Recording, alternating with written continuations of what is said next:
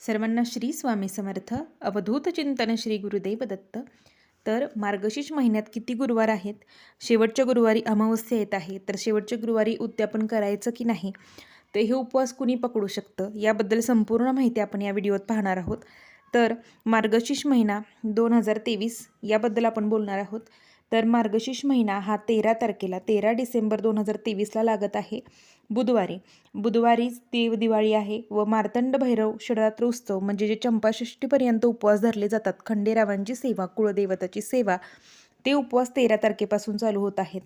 चंपाषष्ठीपर्यंत हे उपवास धरले जातात. याबद्दलही मी व्हिडिओ संपूर्ण घेऊन येणार आहे, कारण की माझं मूळ गाव पाली आहे. इथे खूप मोठा खंडोबांचा उत्सव असतो.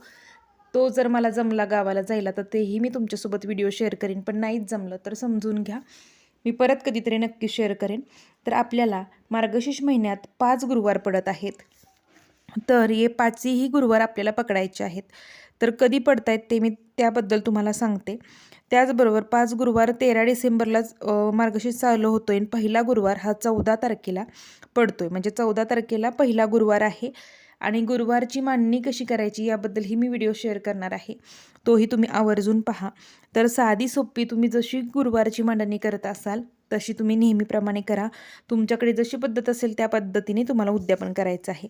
आता महत्त्वाचा प्रश्न की 5व्या गुरुवारी अमावस्या येत आहे, तर उद्यापन करायचं का नाही? तर तुमचे 5ही गुरुवार म्हणजे आता पिरियड्स आल्यानंतर एखाद्याचे गुरुवार पुढं मागं होतं किंवा उद्यापन केलं जात नाही, तर 5व्या गुरुवारी अमावस्या असली तरीही उद्यापन केलं तरी चालतं. त्याचबरोबर तुम्हाला जर त्या काळात तुमच्या घरात पिरियड्स असतील, विटाळ चालू असेल, तर तुम्ही विटाळात तर सेवा करूच शकत नाही. म्हणजे महालक्ष्मीचे उपवास विटाळात तर धरायचेच नाहीत.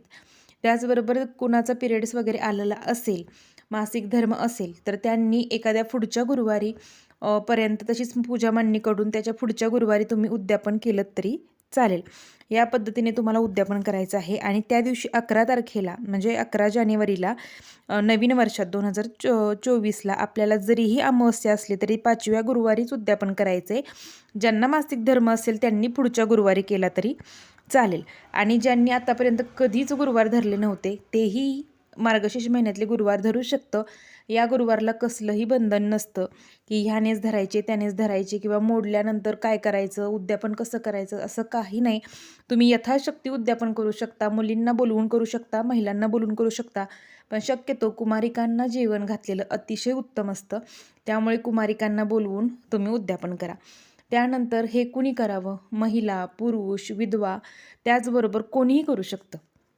पुरुष लोकही करू शकतात, स्त्रियाही करू शकतात. हे माता लक्ष्मीचं लक्ष्मीप्राप्तीसाठी अत्यंत प्रभावशाली असं हे व्रत आहे. या व्रताने अनेक जणांच्या मनोइच्छित म्हणजे मनापासून कोणतीही इच्छा तुम्ही मागितल्यानंतर ती अपूर्ण राहत नाही.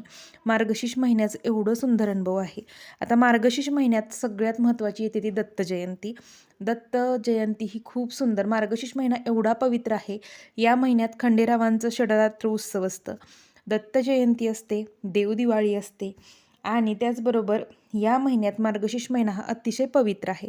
ज्याप्रमाणे श्रावण महिना भगवान शंकरांसाठी समर्पित आहे, त्याच पद्धतीने महालक्ष्मी प्राप्तीसाठी हा महिना अतिशय पवित्र आहे. तुम्ही या महिन्यात कोणत्याही सेवेला सुरुवात करू शकता. दत्त जयंती आहे करू शकता. त्याचबरोबर तुम्हाला स्वामीचरित्र करायचं आहे, गुरुचरित्र आहे ते करायचं आहे. या महिन्यात 21 दिवसांच्या सेवेबद्दल मी व्हिडिओ टाकला स्वामीचरित्र, तेही तुम्ही करू शकता. त्याचबरोबर आपल्याला साप्ताहिक गुरुचरित्र पारायणालाही बसायचं आहे. आता काय करायचं आहे आपल्याला? मी तुम्हाला गुरुवारचं टाईम टेबल पुढं स्क्रीनवरती देते. कोणत्या गुरुवारी म्हणजे किती तारखेला कोणता गुरुवार आहे, आणि 5व्या गुरुवारी अमावस्या असली तरीही घाबरायचं नाही. त्याच दिवशी आपल्याला उद्यापन करायचं आहे. तर मार्गशीर्ष महिन्यातील पहिला गुरुवार हा 14 डिसेंबर 2023ला आहे. दुसरा गुरुवार 21 डिसेंबरला आहे. तिसरा गुरुवार 28 डिसेंबरला आहे. चौथा गुरुवार 4 जानेवारी 2024ला नवीन वर्षात आहे. 5वा गुरुवार 11 जानेवारीला आहे. तर 5व्या गुरुवारी अमावस्या येते, म्हणजे 11 जानेवारीला अमावस्या आहे. 10 तारखेलाच अमावस्या लागत आहे.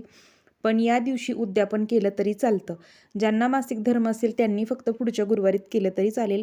या दिवशी अजिबात मनात शंका आणू नका की अमावस्या आहे, उद्यापन करू की नाही करू. या दिवशी तुम्ही उद्यापन केलं तरी चालेल. तर ही छोटीशी माहिती होती. पूजा म्हणणी कशी करायची याबद्दल मी संपूर्ण व्हिडिओ घेऊन येणार आहे. त्याचबरोबर खंडेरायांचं मार्तंड जे षडरात्र उत्सव असतं चंपाषष्ठीपर्यंत, त्यामध्ये आपल्याला खंडोबांची सेवा करायची त्याबद्दल मी व्हिडिओ घेऊन येणार आहे. तर व्हिडिओ आवर्जून पाहत जा. आणि तसेच व्हिडिओ आवडत असतील तर व्हिडिओला लाईक, शेअर आणि सबस्क्राईब करायला विसरू नका व बेल आयकॉन प्रेस करा की जेणेकरून माझे नवनवीन व्हिडिओ जे काही माहितीपूर्वक असतील ते तुमच्यापर्यंत आवर्जून पोचतील. तर छोट्याशा माहितीसोबत सर्वांना श्री स्वामी समर्थ.